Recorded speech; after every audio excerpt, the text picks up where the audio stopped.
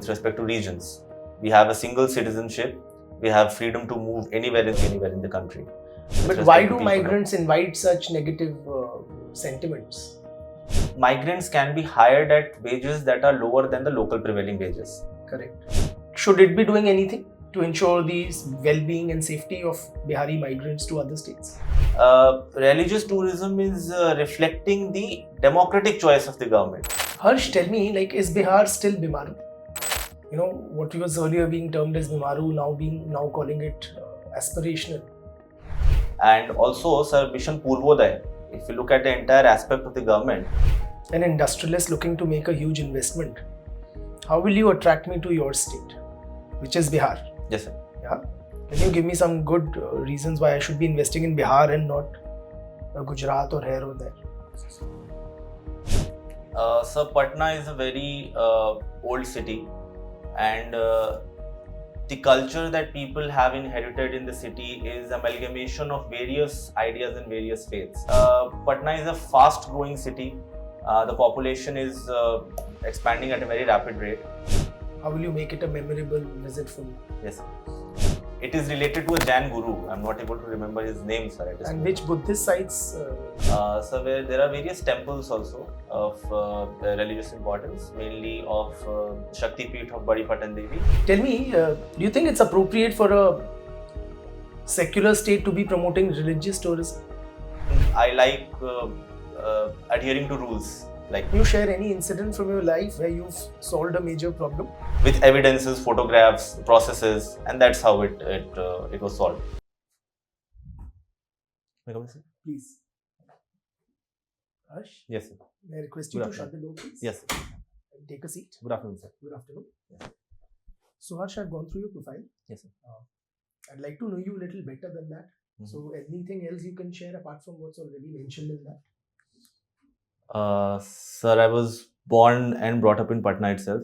So my schooling was also done from the city, and most part of my life I have lived in Patna. I briefly stayed in Delhi and also in Gurgaon. So my exposure has been from Patna to Karnataka to NCR. So that way I can say north to south to east. So that way I've seen the country. Very well. Harsh, how do I address you? Harsh or yes, Ashok? Sir. Harsh. Ashok is my father's name, sir. Ashok is your father's yes, name. sir. So Harsh, do you see yourself as more deserving than the other candidates in the field? So I see myself as a deserving candidate, but to put it like the more deserving than others could be slightly overstatement if I say. But yes, I'm a deserving candidate, and because I have cleared the mains examination, I am sitting at this chair, and I think I'll deliver good if I get selected. So there are people who could be better than me, but at least I'm giving my best and I'm giving my 100% in this presentation. I mean, this personality test. Can you give me 3 good reasons why you in particular deserve to be selected in the civil services? Sir, I like working in diverse environments. So civil services gives that opportunity to work there. Personally, sir, I like taking up problem solving challenges, things like that. So that way I think civil services will, it will help me in getting that. So secondly, I like interacting with people also. So that people centric approach I have, that I think I have. And so third, I think I like adhering to rules. That is where I think the discipline in me with respect to rules and regulations can help me become a good officer, sir. Very well. You mentioned you like problem solving. Yeah? Yes, sir.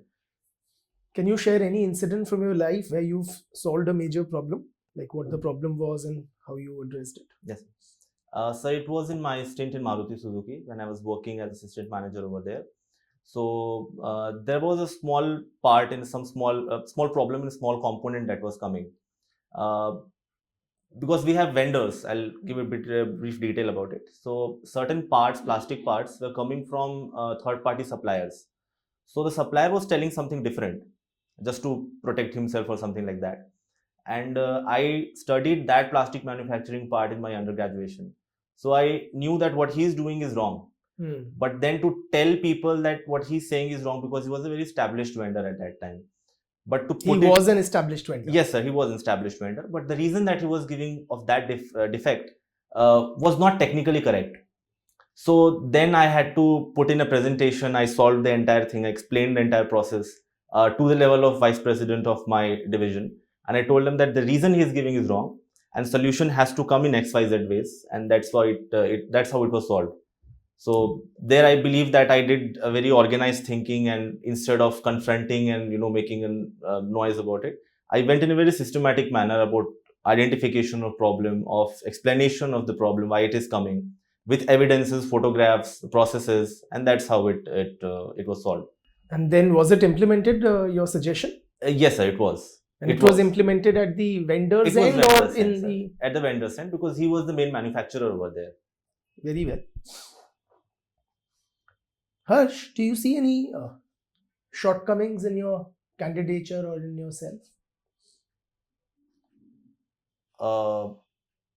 Yes, sir.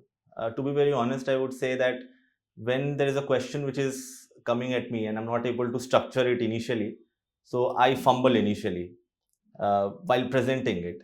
After that, when I'm able to get a momentum of my answer, then the rhythm becomes good. So initial jerks, I see that when I'm answering a question, I have certain initial jerks in presentation. Very well. So you have spent most of your life in Patna? Yes, sir, mostly. Can you give me a sociological profile of Patna? So Patna is a very old city, and the culture that people have inherited in the city is amalgamation of various ideas and various faiths.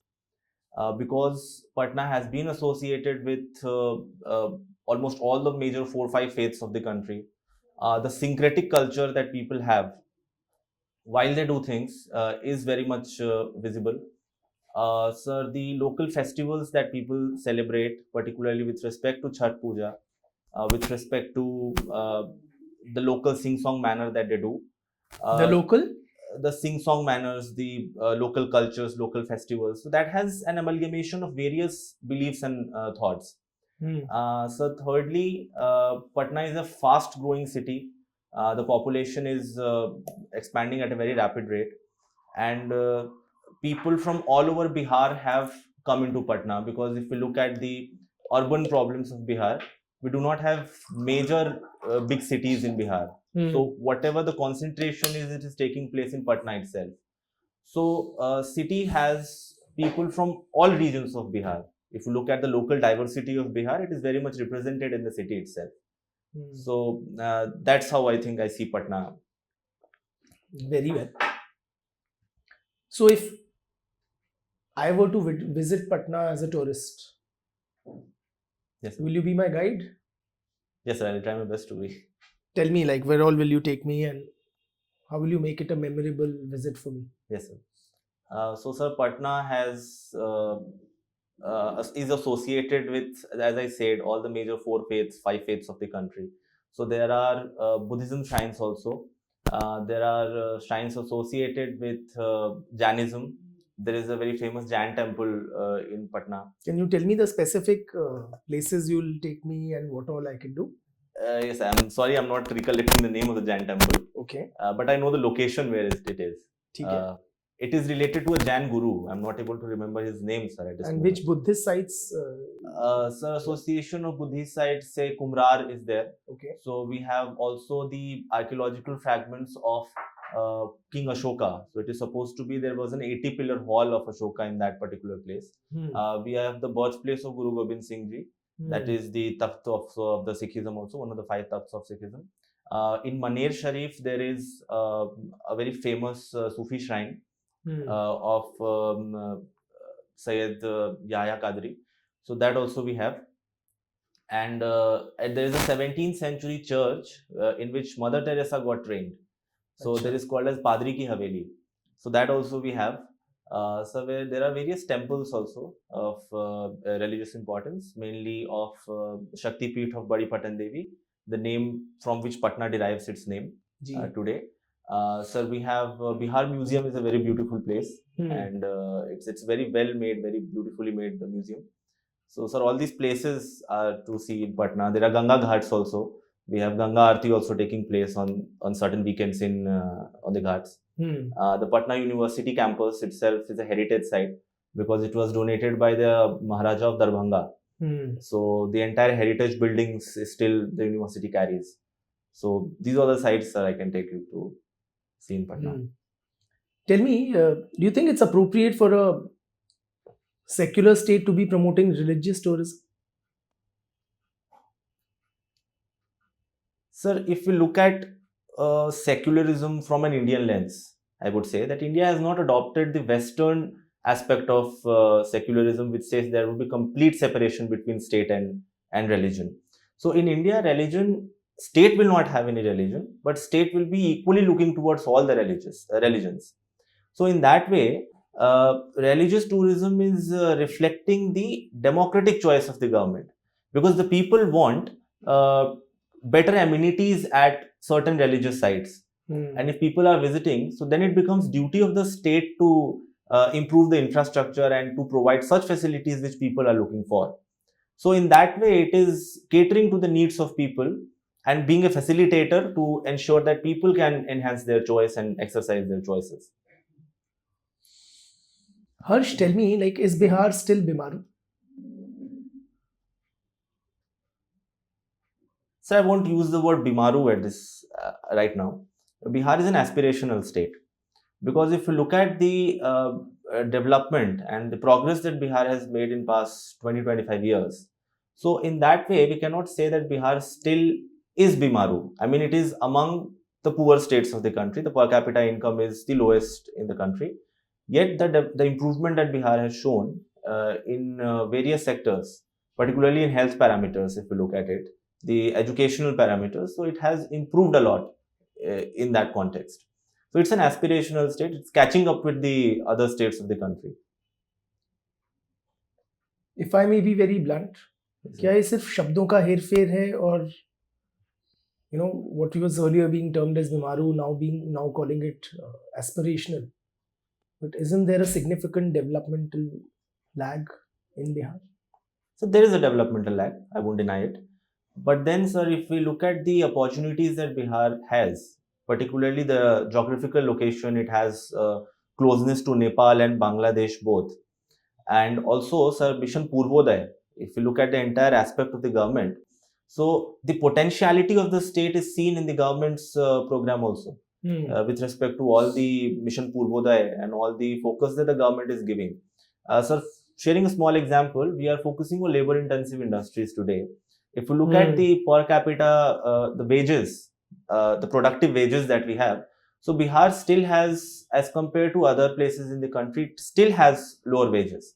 So the potentiality to allocate and say relocate the labor intensive industries in the country, so Bihar offers a great opportunity in that context. And so secondly, if you look at the local strengths that Bihar has, particularly with respect to silk industry in Bhagalpur, with respect to certain food processing opportunities that are with makhana and that is with corn. So we can do a lot in that context. First कीजिए Harsh, I am an industrialist looking to make a huge investment. How will you attract me to your state, which is Bihar? Yes, sir. Yeah. Can you give me some good reasons why I should be investing in Bihar and not Gujarat or here or there? Sir, basic things about governance first. The law and order index has improved dramatically. So there is no problem as such with respect to law and order. We have labor which is present. So thirdly, with respect to land. So we have BIADA, Bihar Industrial Land Development Authority. So that is producing land bank and the government is acquiring industrial land and providing it to the industrialists.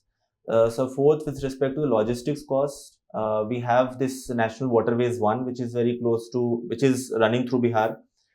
We have road infrastructure that has gone significantly, it has improved significantly. And also we are expressways that are connecting all along through Northeast also. So if we integrate Bihar and Eastern India with Northeast and the larger context of moving further eastward, with respect to Myanmar and Thailand. So it provides a global gateway to the global economy as well. So these aspects, I think Bihar has very positives if you look into these aspects.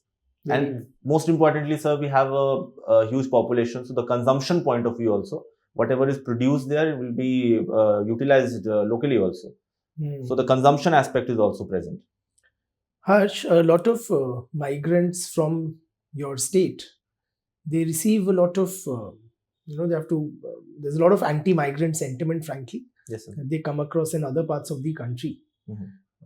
You yourself have lived in Karnataka. There Yes, sir. also we've heard instances of Yes, sir. Anti-migrant sentiments. Is it justified? So it's not justified at all, because when we look at the political structure of the country, so we do not have segregation as such with respect to people, with respect to regions. We have a single citizenship. We have freedom to move anywhere in the country and work anywhere in the country. So problem arises, in my opinion, because people do not understand. People do not understand others. So there is that communication gap that I feel between two regions, between two people. So that is, in my opinion, is creating that problem of certain negative sentiments that keeps developing. But why do migrants invite such negative sentiments? So the primary reason is that locals feel that the job that they should have got is being offered to the migrants. That is the primary reason. So secondly, I think there are issues with the space that migrants take up. So if we still analyze that in different states of the country, we do not have a good migrant policy with respect to housing, with respect to education, with respect to the benefits that they can get from the government. So locals also feel that their share is being taken up by people who are coming from outside the state. So what steps should the administration of the host state take in case of any anti-migrant movements or protests or any incidents that come to light? So the root cause of such problems arises because we have contractors. If you look at that, so the contractors take migrants from different places in the country, and they offer very less wages to them. So the first problem arises because migrants can be hired at wages that are lower than the local prevailing wages. Correct. So that is why the need for the migrant labor increases as compared to the local laborers. So that should be checked first of all. We have to take a look at from where migrants are coming, what wages they are being offered.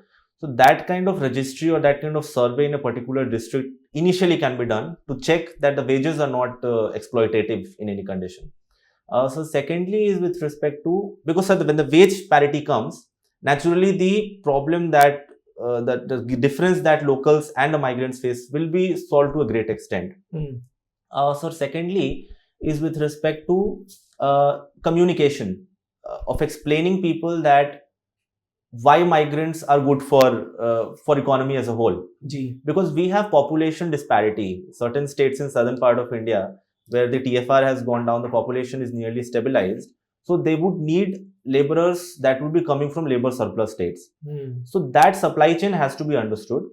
And so thirdly, if at all there is a violence, if at all there is a certain kind of law and order issue that is coming because of locals creating issues with the migrants, that should be taken very strongly as a part of law and order control measure. And is it only the administration of the home state which bears this responsibility of taking care of the migrants, or the home state of the migrants, like say Bihar administration? Yes, should it be doing anything to ensure the well-being and safety of Bihari migrants to other states? Yes, sir. There should be a migrant cell, particularly with the chief minister office or say with the district administration also, so that they have a record of people who are migrating outside. So secondly, the migration mainly happens because we do not have local employment opportunities. So, Dhanyavad ji. parallelly, we should have. If I may, Yes, sir. like to have chai? No, sir. Thank you so much. Please. Yeah, sir. So then we should also focus on creating local employment opportunity with respect to self-help group, with respect to smart farming, and say other aspects, together with integration of skill development. So if we have skilled population at local places, then they can create and they can join employment opportunities locally also. So this distress migration can be checked Ji. to some extent. Bihar has also imposed prohibition. Mhm. I mean, is alcohol bad? Yes, sir, it is. It is banned, sir. I'm not banned. I'm saying, is it bad to Okay, consume okay. alcohol? If I like a drink or two, Mhm. is that something which I should not be doing? Sir, what I genuinely believe that alcohol is bad, because there are various research also which is coming in recent days which says that consumption of alcohol is bad to the body. It disturbs various things that the body does naturally. In a recent newspaper report I was reading, it is the leading cause of mouth cancers because it damages DNA and it makes a lot of oxidative stresses in the body. So secondly, when the alcohol is getting digested, it gets converted into formaldehyde first. Because alcohol, the reaction that the body does to break it down, it changes into formaldehyde. Formaldehyde is something that is completely banned to be consumed by humans. Sometimes it is used for preservation of fishes and all, but that is one of the big problem why our fish is not getting exported because of formaldehyde use. So medically, sir, it is not good. However, I believe if people are exercising their choice and Yes. they want to drink it, then they can drink it. But then the campaign should also be run about making alcohol not a very desirable thing or something that is, that is the way it is presented. So that is how I think, sir, it should be seen as. Frankly, Harsh, I'm somewhat not convinced. Mhm. I mean, is it really the government's business dictating what I intake? And alcohol is legally allowed in Yes, sir. most Yes, other sir. parts of the country. Yes, sir. So hasn't like the Bihar administration somewhat overstepped on the toes of the people? Sir, what I see this problem as that why the government took the decision to ban alcohol. Sir, mainly it is with respect to the plight that women face. And there were widespread reports where people were indulging into over consumption of alcohol, getting into domestic violence, and creating a lot of issues for the family and their local neighborhood also. Ji. And the kind of the ailments that we see, particularly in a state where we have developmental challenges with respect to health and otherwise, that was creating huge burden on the state. And that is why, on demand of women particularly, uh, to ease their pain, to give them certain kind of relief, the government took a decision to ban alcohol altogether. However, sir, I believe that this policy can be revised. Certain permit systems or certain kind of license system can be introduced so that certain space is provided to people as well. But largely, sir, I think this is a good decision that the government has taken. Moreover, do bans work? How effective is it? Sir, there are certain issues in the ban, I won't deny that. Mainly the issues that are coming from the border states, border districts, sir, Ji. which is close to Uttar Pradesh, mainly Gopalganj, Siwan, Saran district, and also which is close to the Jharkhand border also. Certain aspects with respect to Nepal border, but mainly it is restricted in the Uttar Pradesh border. Sir, second problem is with respect to when something is banned.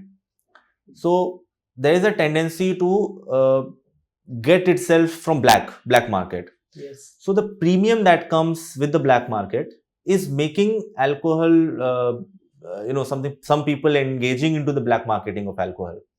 But sir, with efficient policing and with strong administrative control over it, we can check these problems. With respect to the illicit alcohol that is coming up, we see various news where people are taking alcohol inside a gas cylinder also, cutting it from between and that, and certain kind of storing it below the truck and these kind of things. But the administration is frequently catching that kind of alcohol. Harsh, this caste survey that the Bihar administration has undertaken, isn't this frankly a very regressive move? So I won't say it's a regressive move, because together with the caste, it has also done a socio-economic survey.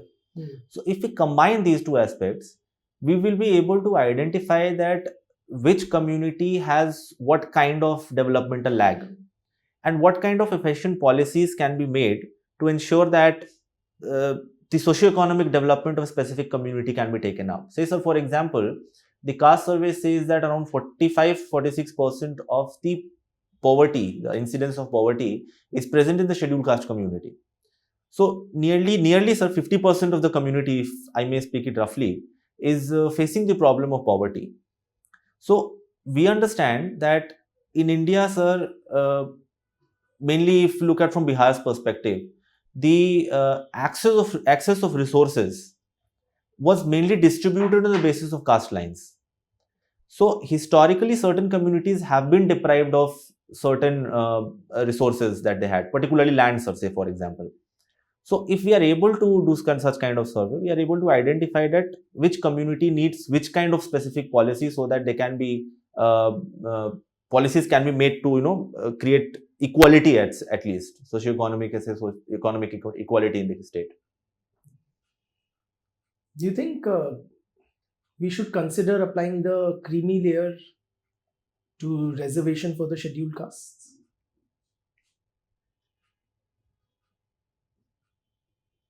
If you were to take that decision, what would that be?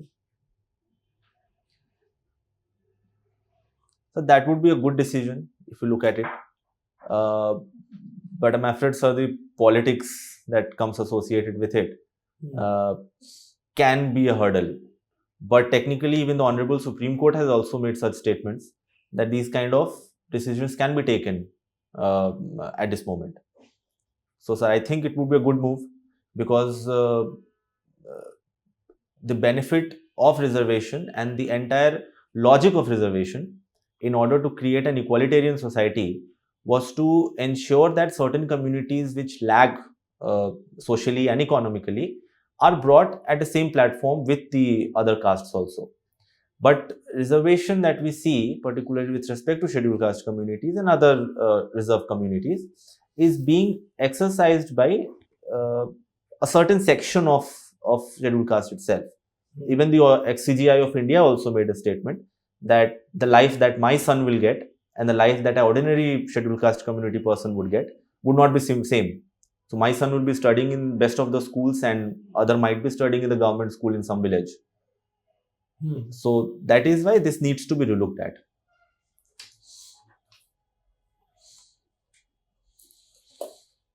You're a student of engineering. Yes, sir. Yes. Harsh, we often hear news of IIT JEE aspirants committing suicides in places like Kota. Yes, sir. Can you give me a sociological analysis of these student suicides? Sir, if I start it in a manner that education has lost its true meaning, if I start it in this way, the meaning of education is to create a human out of a person, like to give that human aspects into a person, to develop critical reasoning, to develop certain creative aspects. But if you look at what the entrance examinations are pushing students into, it is pushing into very hyper competitive people, hyper competitive environment. So secondly, if you look at the problems that Kota has, so Kota has cut off children from peer learning and school learning environment into a machinery like coaching institutions. if you look at that. So we have standardized tests, we have no creative thinking in assessment of students. It is mainly with respect to MCQs and all. So that is creating certain kind of uh, inner dissatisfaction among students that is also coming up. So secondly, what we observe is that students are living alone, away from their family, away from their peer group, away from the emotional support system that a family provides. So that is also one of the reasons where we are lagging. And so thirdly, I believe is that the families also have grown certain inward, like families have become nuclear and it also have become inward. So every person is exercising certain level of individualism in himself or herself. So they don't share their life, they don't share their problems, and they are caught in certain kind of loop within themselves. So that is also pushing students to a sense of hopelessness, and that is why they are taking such extreme steps. Why have we conventionally had fewer women in fields like engineering? Sir, if we look at how engineering started, it started mainly with machines, like the very history of it.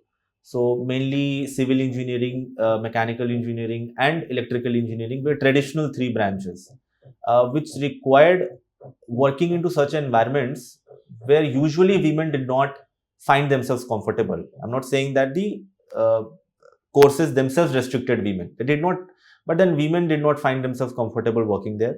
Families were also not very much inclined to send women, for such courses. So, a small incidents I'll share from my own experience. Please. Sir, I had a colleague, a senior colleague from my own college who was in the company. So she was working in the foundry shop. So the foundry shop has the base of engine that is manufactured. It's very hot over there, and the all male workers work there. But she was made certain audit in charge or something of that particular department. So once I was talking to her, and then she said that I feel so uncomfortable going into the foundry shop because mainly men change their clothes instead of going into some kind of room or something. They change in open, and whenever I have to go, I feel very uncomfortable. And the stare that I face while working there, I don't feel good walking over there. So then I realized that there are certain places where conventionally women have not been because of these issues, because of these problems. However, sir, engineering also has evolved. We have non-mechanized sections like IT, like electronics, where a large number of women are participating. Yes. So, and in the last few years, have we seen a significant increase in women's participation in the STEM fields? Yes, sir, women have gone into STEM field, but still there is a huge gap that we need to fill. There are a lot of challenges that women face, particularly with respect to research, with respect to their reproductive responsibility also, with respect to conventional thinking that women need to get married at a right time. That is also one of the reasons. So, are you aware of any government measures or schemes to encourage the participation of women in the STEM fields? So I'm not able to recollect at this moment. I had read about it, but I'm sorry, I just forgot it. Harsh, बताएं कि why we have a lot of engineers across fields and we have local demand also, but we've not been able to emerge as a global manufacturing hub the way China has. Why is that? Sir, when we look at the manufacturing hub part of it, we have engineers, that is right, but we have not made expenditures into skill. So, in various countries, the skilling is an integral part of their academic course.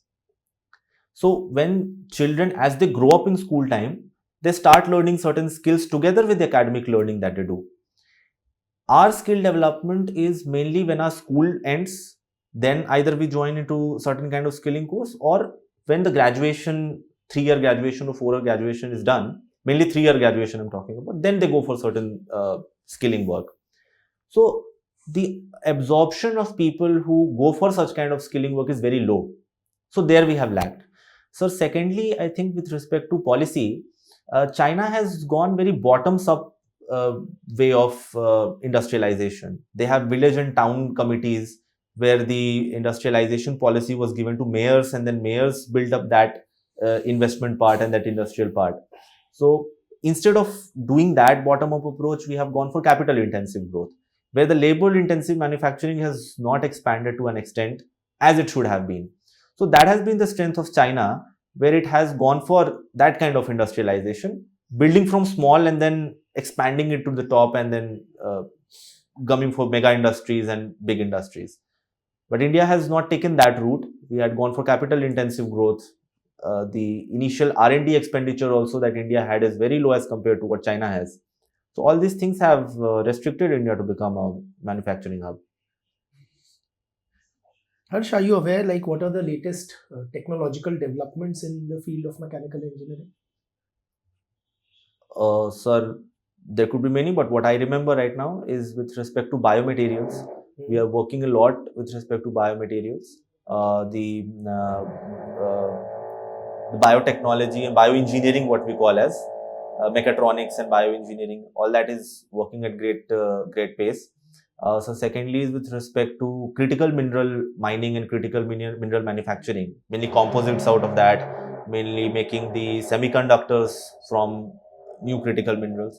So third is with respect to lithium ion battery alternatives, because lithium is a rare critical resource, and that also is very costly if we look at the from Indian point of view. So we are working with certain aspects like sodium batteries with respect to iron air batteries that can be a replacement for lithium technology.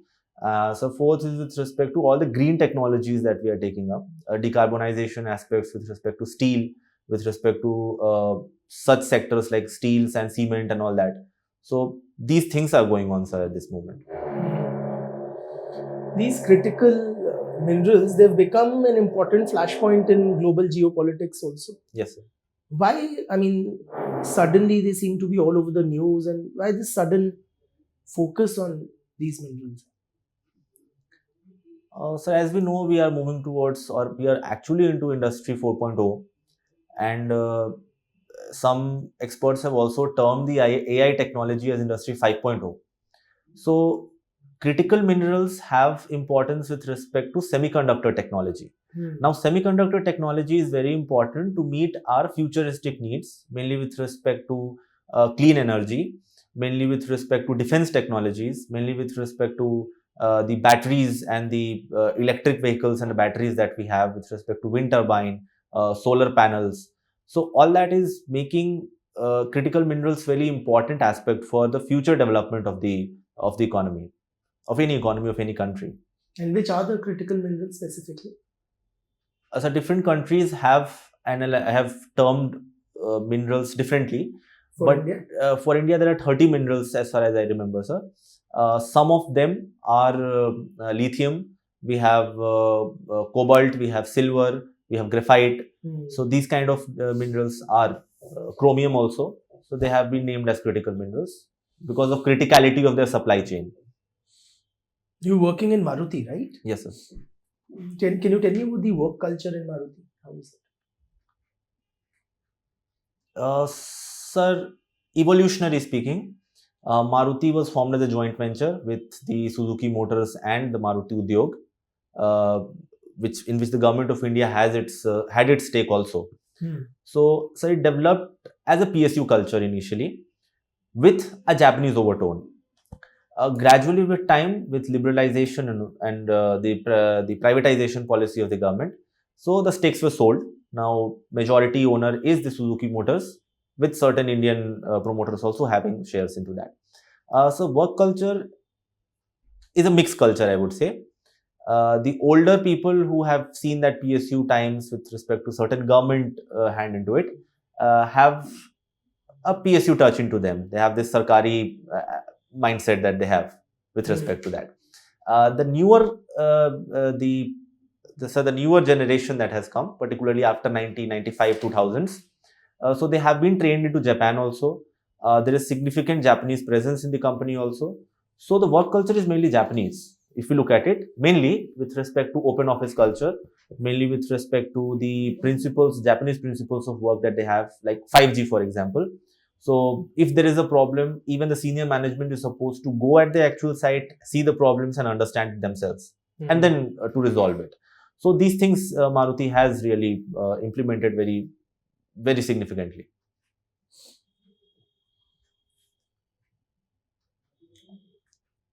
Don't you think you can be perhaps earning a higher pay in the private sector than as a civil servant? Yes, sir. Then why That would might you have been choose possible. a job with a lesser pay? Like why the downgrade, if I may call it that?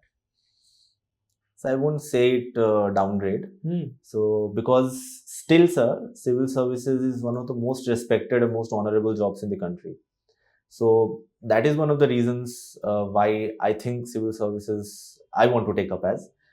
So secondly, when we are working for a corporate sector, we are mainly working for the for the profit purpose, and for the benefit of the shareholders. Now, in civil services, it gives a wider platform to work, uh, mainly with a welfare component into it. And so, thirdly, is with respect to the leadership opportunities that civil services offers. While I'm working for a private sector, to take independent decisions as certain head of the office, if I may call it as, so that will take relatively a longer time to me to reach over there. But in civil services, in 5 or 6 years, I can take independent decisions at a head of office, working as a tax officer, working as an administrative officer, as police officer, as the case, as the role might be. So these 3 4 reasons I have taken when I considered I wanted to join the civil services. आप गुड़गांव में रह रहे थे? जी. Can you compare society and culture in the two places, in Patna and in Gurgaon? Sir, the evolution of cities, number one. Sorry? Evolution of cities, number one. Gurgaon is a satellite city, if you look at it. It got developed mainly with respect to investments that were brought into the wider NCR region. While Patna has been a city that was formed by the Mauryans themselves, and it has been continuously inhabited since then, mainly. Gurgaon is mainly built by people from different parts of the country, while Patna mostly I would say has local Bihar population that is present over there. So third is with respect to Gurgaon has an industrial culture where companies have come up, people are mainly professional. In Patna, there is a mix of population. People from service sector are also there. The government, because it is a capital city of Bihar, so the government sector is also present. People have different professions, as teachers, as hawkers, as domestic helps, various kind of work opportunities are there. In Gurgaon, mainly we see that people from professional background are mainly living in that particular city. So that is the difference. The third, if I may say it bluntly, there is no uniform culture of Gurgaon. There are different pockets of people who have different traditions that they have adopted. In societies, if you look at, every festival is celebrated. People from different communities, they celebrate something, everyone joins them. In Patna, we do not see that cosmopolitan culture as far as if I compare it, the two cities. So that is how, sir, I see the two cities as. You've also been a student of sociology. Yes, sir. Yeah. Yes, sir. Who's your favorite sociologist? Sir, M.N. Srinivas. Srinivas. Yes, sir. Can you please list the names of the books authored by M.N. Srinivas, some of them? Sir, one is Rampura village. I'm not able to remember the full name. So second is Kurgs, the culture of Kurgs. He has written on that. So third, I'm not able to recollect, sir. Okay. I'll look into it, certainly. Can you, in very brief, tell me what is Srinivas's analysis of Indian society? So one clarification, can I use certain sociological technical words, or I have to say it in general way? Tell it to me in a way that a layman can understand. Okay. Sir, Srinivas, as I started, has been a common man sociologist, as he is called as. So his theories are very easy to understand. So what he says is that Indian society is a continuity of tradition and modern both, where the tradition lives in modern times. The tradition has continued in modern times. What he writes about Indian society is that number one, that families, for example, sir, so families have become nuclear, families have become smaller. However, the connection that the family faces with respect to in times of distress or in times of certain collective celebration is alive even today. Even if families are living separate, they are living in small units. So, secondly, he says about the village culture of India. So he says that as compared to what Britishers had portrayed Indian villages as, that they were isolated republics, they were very closed society as such. So he says villages are places of flux. So at times village becomes one when they have to unite against certain government action, and at the time also government society, village society has fragmentation also. So he also written about caste. He says that as traditionally understood, that caste produces rigid identities. He provides that caste is a process of change. It is in a process of change, and he brings certain aspects like Sanskritization. That is his theory, and he says that when lower caste, so-called lower caste people, also take up certain activities and certain habits that brings them closer to the habits of the so-called upper castes. So that's what he has written about. Sir, also, uh, so that's it. I mean, ठीक है. This Sanskritization that you mentioned, mhm. do you see it happening today, or is it like a because Srinivas wrote about it decades back? Yes, sir. So is it something in the past, or is it? Do you see it happening today as well? So if you look at today's society, we see both Sanskritization and desanskritization taking place. It is a mix of both. So if I compare Sanskritization, when we look at people's inclination towards religion across caste lines, so we see a lot of people today are going for consumption of consumption of vegetarian food. They are going to temples daily. They are into that ritual aspect of religion. They are taking up irrespective of the caste that they have. So that is also a reality. So secondly, also we see desanskritization is taking place. Desanskritization in the sense that even if we see, say, for a Brahmin student, so he is taking up activities that are completely opposite to what his ancestors were supposed to do. So that is also taking place. Say for example, in hostel we see students, because what Sanskritization, sorry sir, what in Sanskritization Srinivas says that so-called lower caste people start bathing daily, putting clean clothes, putting a tilak and all these things. But when we look at present day people in hostels, daily bathing is not something that is a habit of them. Putting a tilak, clean clothes. So these things are also taking place simultaneously. ठीक है. Harsh, tell me, what are the latest developments in the field of sociology? Sir, what we are studying at this moment is, sir, postmodern society is what we call as. Right now, what we are witnessing is postmodern societies, where the fragmentation of a unified understanding and unified looking at societies has become very much evident. Because different people are taking different stance on different issues. So secondly, we see that the studies with respect to gender, with respect to sex, with respect to these issues have evolved, mainly with respect to the queer sociology that has come up. So thirdly, we see the changing nature, particularly with respect to India. If you look at the changing nature of marriages and families also, because matrimonial breakdown is very much visible in India. What is called a serial monogamy is also seen. Cohabitations have become very much visible. Interfaith and inter-caste marriages are also taking place. So all these things are making uh, sociology sociology is taking a fresh move to it. So together with that, we have urbanization that is taking place at a very fast rate. So the urban sociology has also seen changes with respect to sir, the new professions that people are taking up, the new kind of job that is taking up, mainly with respect to automation, with respect to technological integration, developmental disparity. the displacement that people are facing. So all these things are coming into prominence. Harsh, tell me, how do you relax? So I listen music. I am a follower of Ramakrishna Mission. So I visit Ramakrishna Mission Ashram almost daily in Patna. I take a walk in evening. That is my habit of 1-2 kilometers. So the ashram is around 1.5 kilometers from my place.